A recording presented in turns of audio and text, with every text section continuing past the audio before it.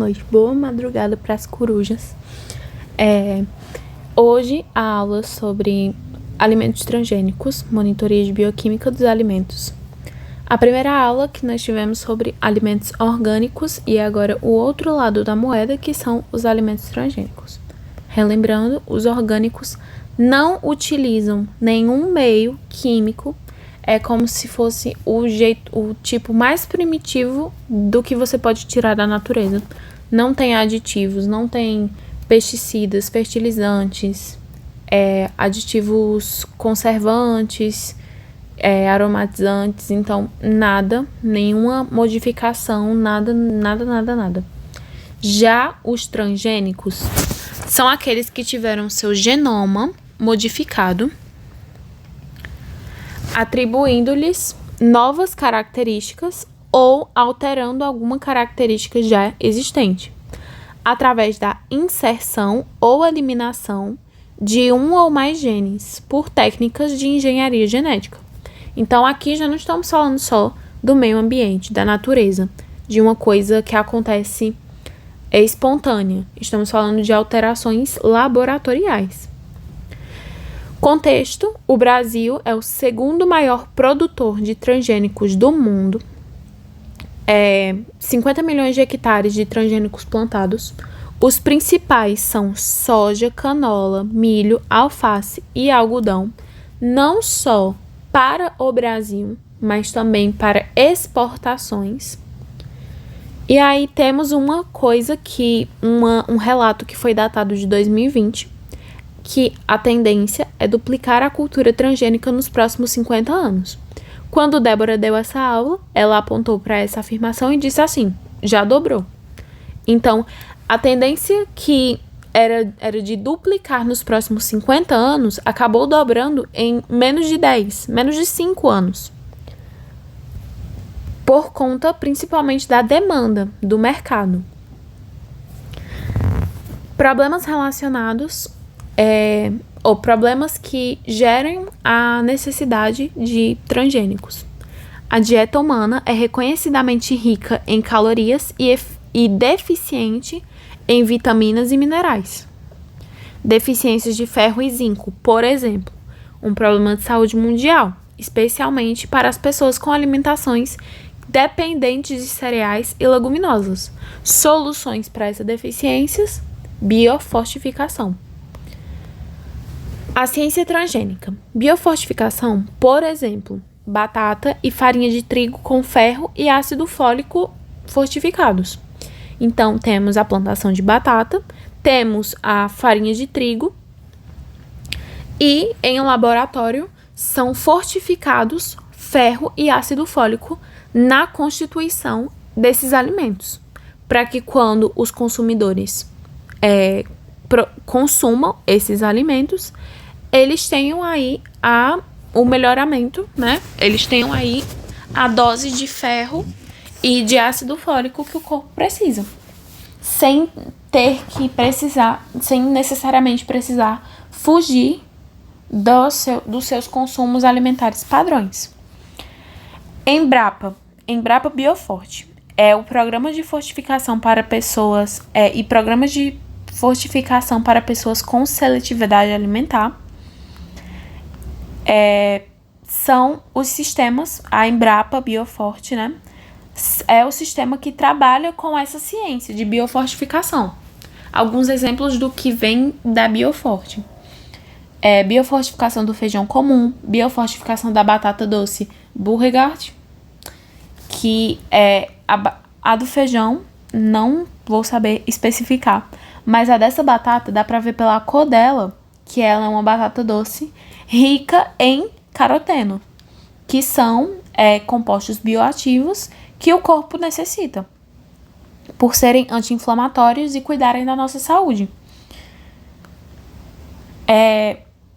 Temos aqui, né?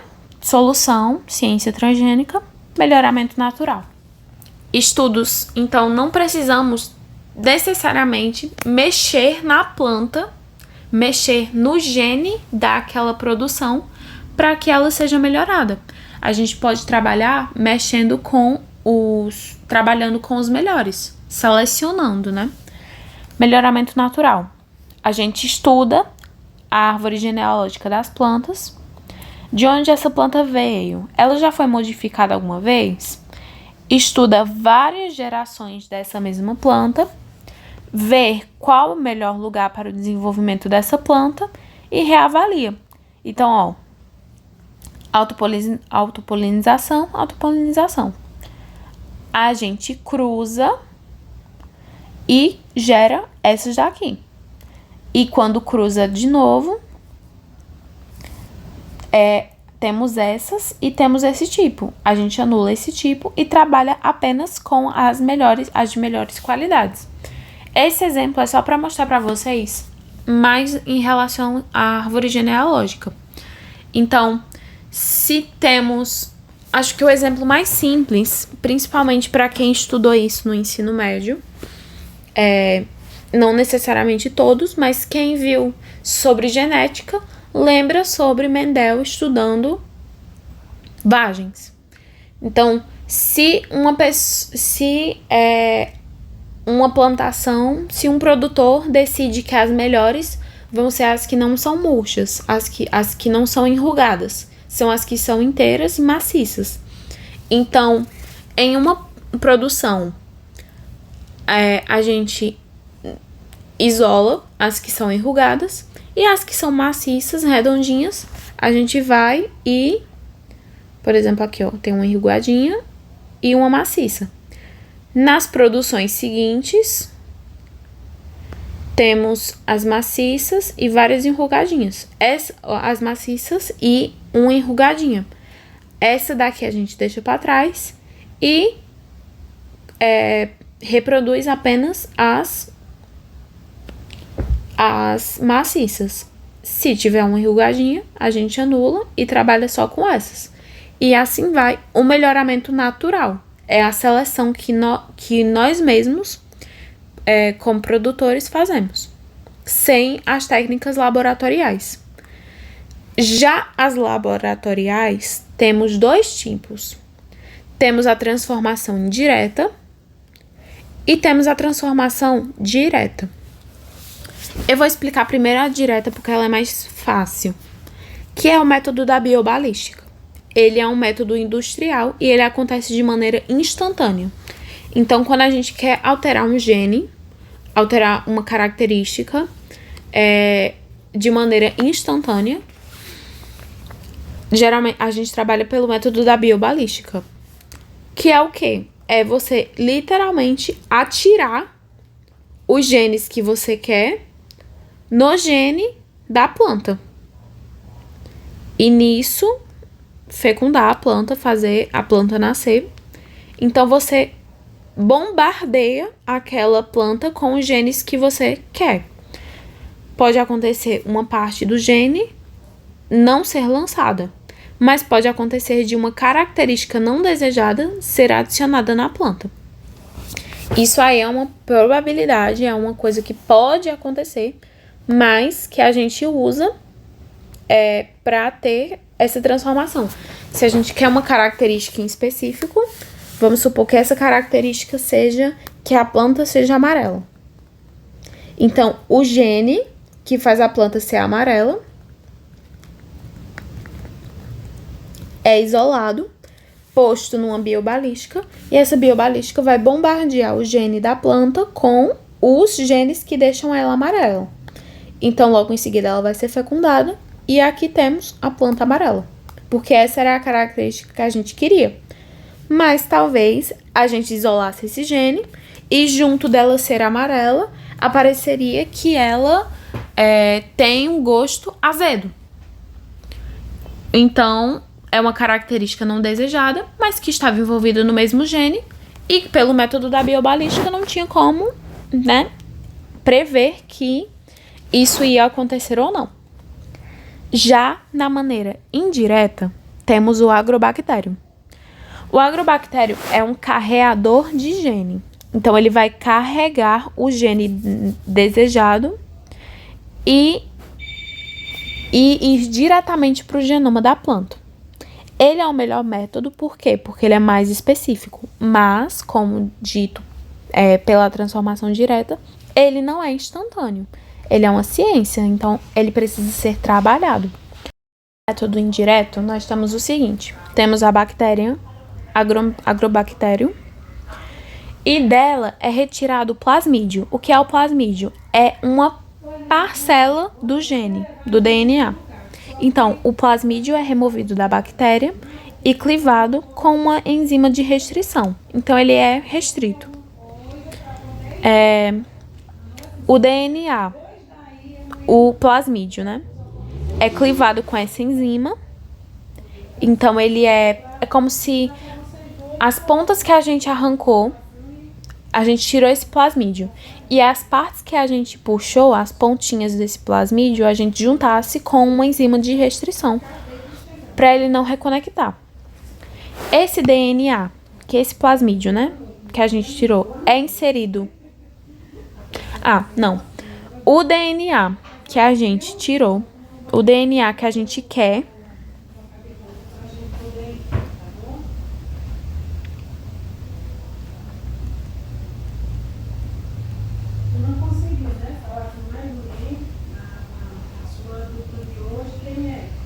Então, temos aqui o plasmídio de um agrobacterium e temos um DNA exógeno, provavelmente feito em laboratório, que tem essa mesma enzima. Que esse DNA exógeno é aquele que tem uma característica que a gente quer. Eles são juntos. O DNA exógeno é inserido no DNA do plasmídio, então a gente funde eles dois se juntam. E esse plasmídio é reinserido em uma bactéria. Essa bactéria vai ser jogada na célula de uma planta. Temos aqui, ó, a bactéria é utilizada para inserir o DNA portador do gene exógeno em um cromossomo da célula da planta. Então, a bactéria, pelo próprio método dela de se reproduzir, ela insere o gene dela na planta, na célula da planta. Então, por ela inserir o gene dela dentro da planta, o gene dela, agora esse DNA que a gente queria, veio para cá e dele veio para cá. Então, agora ele está dentro da planta. Ó, o DNA portador do gene exógeno é inserido no cromossomo. As células vegetais são multiplicadas em cultura e a planta é gerada a partir de um clone de células. Todas as células são portadoras do gene exógeno e podem expressá-lo como uma nova característica. Então, esse DNA com essa característica que a gente queria, a gente colocou ela dentro da célula através de uma bactéria, cultivou as células desse vegetal em uma cultura de bactérias ou de células. E quando a planta das células que a gente cultivou for gerada, todas as células vão ter esse DNA exógeno que a gente inseriu. Aí, sobre aplicações de transgênicos. Por que os transgênicos existem e por que eles são utilizados? Resistência aos herbicidas, criar plantas que resistam aos herbicidas que são utilizados para tirar pragas. Então, para matar uma praga e não matar a planta, a gente faz uma planta que resista aos herbicidas. Controle genético de doenças. Então, quando uma planta é afetada por uma doença vegetal, fazemos melhorias genéticas para que elas não se afetem, não morram por causa dessa doença. Resistência a insetos. Reduz a necessidade de muitos produtos químicos para a eliminação de insetos. Então, se uma planta é resistente a insetos, a gente não precisa tacar pesticida na plantação inteira, que reduz a quantidade de necessidades químicas naquela plantação. Qualidade nutricional, a biofortificação e alterações do amadurecimento. Podemos bloquear a ação do etileno, que é que é um hormônio que faz com que a planta amadureça, mas também envelheça. Então, para bloquear a ação do etileno, o vegetal vai durar mais tempo. Isso daqui foi tirado dos slides, que são argumentos favoráveis e contrários aos transgênicos. Os favoráveis: expansão do conhecimento científico, melhoramento de técnicas, que utilizamos para trabalhar com transgênicos, benefícios como uso imediato dos transgênicos, sementes com qualidade nutritiva aumentada, ausência de perigos para a saúde humana e ambiental que se originem de seu uso e que não possam ser adequadamente administradas por regulações planejadas. Então, garante, nos argumentos favoráveis, que não tenham perigos para a saúde humana e nem ambiental, e inexistência de formas alternativas de cultura a serem desenvolvidas em seu lugar, sem ocasionar riscos inaceitáveis, por exemplo, falta de alimento. Isso joga num shade para a alimentação orgânica, dizendo que talvez que pela orgânica tem o risco de falta de alimentos, enquanto a transgênica não existe esse risco, se caso for posto em seu lugar como uma alternativa, Já os argumentos contrários, conhecimento incompleto, que desconsidera a possibilidade de riscos ao ambiente e agrossistemas sustentáveis. Benefícios medíocres, limitados ao grupo de grandes produtores, sem alcançar o pequeno produtor. Seu desenvolvimento reflete interesses no sistema do mercado global. O que é que isso tem a ver? É que a gente falando sobre biofortificação, mas não é como se a batata de Beauregard fosse encontrada em qualquer mercado. Então, são limitados a... São benefícios limitados. Não são benefícios gerais para a população. Não é um benefício de fácil acesso. Ausência de perigos para a saúde humana, e o argumento contrário é: maiores riscos podem não ser os que afetam diretamente a saúde humana e o ambiente, mas sim aqueles ocasionados pelo contexto socioeconômico da pesquisa e do desenvolvimento de transgênicos e de seus mecanismos associados. Por exemplo, estipulação que as sementes transgênicas são objetos em relação aos quais os direitos de propriedade intelectual devem ser garantidos. E sobre inexistência de formas alternativas, encontra-se em desenvolvimentos métodos agroecológicos que permitem alta produtividade em lavouras essenciais e ocasionam riscos relativamente menores, promovem agrossistemas sustentáveis, utilizam e protegem a biodiversidade e contribuem para a emancipação social das comunidades pobres. Como a gente havia comentado sobre a agricultura orgânica, se mais produtores tivessem acesso às terras para fazer sua produção, não existiria esse negócio de falta de alimento, que foi o shade dos argumentos favoráveis aos transgênicos, Mas, como existe essa falta de equidade com relação aos produtores, os pequenos produtores, então esse argumento ele cai por terra se a gente considerar a desigualdade de propriedades fundiárias, Existe uma desigualdade de pessoas que têm terras e quem não tem terras, e se ela não existisse, não teria esse negócio de não existem formas alternativas de agricultura sem falta de alimento. Sobre a legislação de transgênicos, o Decreto Federal 4.680 de 2003 regulamenta o direito do consumidor à informação sobre os alimentos que contenham ou sejam produzidos a partir de organismos geneticamente modificados. Esse produto, os rótulos devem informar a natureza transgênica. Este decreto assegura que o consumidor esteja ciente da presença de transgênicos nos alimentos e ingredientes, aplicando o Código de Defesa do Consumidor. Isso significa o quê? Se um alimento for transgênico, se tiver qualquer tipo de organismo transgênico dentro desse alimento, ele necessariamente precisa expor na embalagem que ele é transgênico, que contém algo transgênico dentro daquele alimento. Transgênicos, quando um alimento ele tem qualquer tipo de produção transgênica. Então, aqui no óleo de soja, se a soja for transgênica, tem o Tzinho de transgênico. Um salgadinho de milho, se ele for transgênico, ele tem obrigatoriamente esse T que indica que aquele milho é de uma produção transgênica.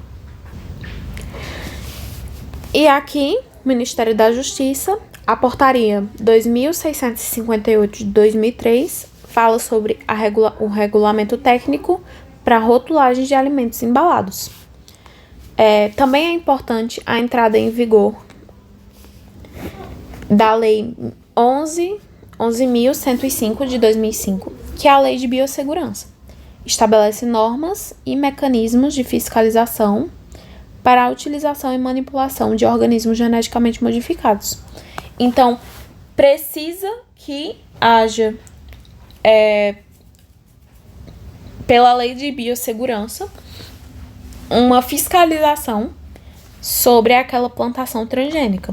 Então, a organização, o Conselho Nacional de Biossegurança e a Comissão Técnica de Biossegurança, a CTN-Bio, vai lá, olha como é que está a sua plantação de transgênicos, olha como é que está funcionando e assegura se você vai poder vender aquele produto ou não.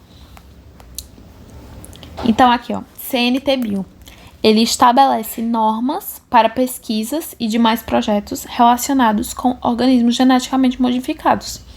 Então, não só produções agrícolas, mas também pesquisas científicas e laboratoriais que envolvam transgênicos, organismos geneticamente modificados.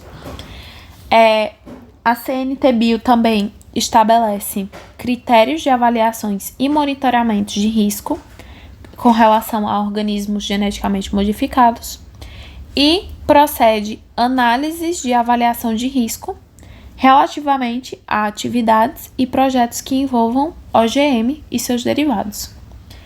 Na legislação, projeto de lei da Câmara número 34 de 2015,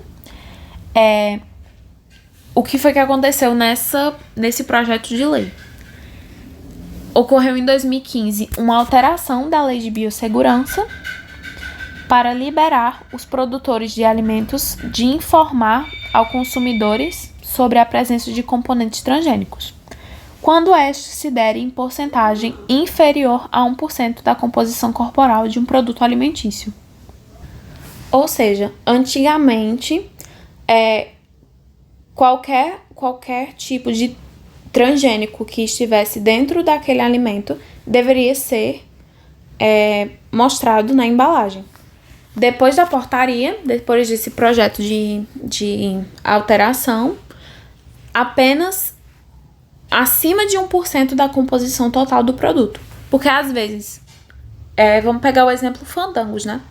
Ele é frito em óleo de girassol. Então, se aquele girassol for um tipo transgênico, você já teria que colocar como um alerta de transgênico no Fandangos, porque ele tem girassol transgênico. Mas se você olhasse a composição total daquele alimento, seria assim, 0,025% de transgênico utilizado na produção daquele alimento. Então não afetaria em nada. E isso atrapalhava, entre aspas, os produtores, porque pessoas olhavam que tinha um transgênico e não queriam consumir. Para se livrar disso, houve essa emenda e que acima de 1% da composição total do produto, você precisa colocar que ele é transgênico. Caso não, não precisa colocar a plaquinha com o triângulo e o T que explique que aquele alimento é transgênico. Como dito, altera a lei número 11.105 para liberar os produtores de alimentos de informar ao consumidor sobre a presença de componentes transgênicos, quando esta se der em porcentagem inferior a 1% da composição total do produto. Considerações finais sobre alimentos transgênicos. Os transgênicos apresentam uma regulação própria e critérios de biossegurança para sua manipulação e uso. Estudos em longo prazo para garantir a segurança dos produtos consumidos. Ou seja, são muitas regulações, estudos, projetos para que o uso desses transgênicos não afete a saúde tanto geral quanto da população geral, quanto do meio ambiente em si.